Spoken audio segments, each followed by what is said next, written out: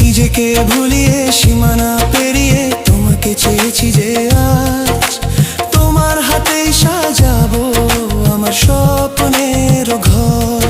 আমি তোমার প্রেমে পড়ে দুনিয়া ভুলে গেছি।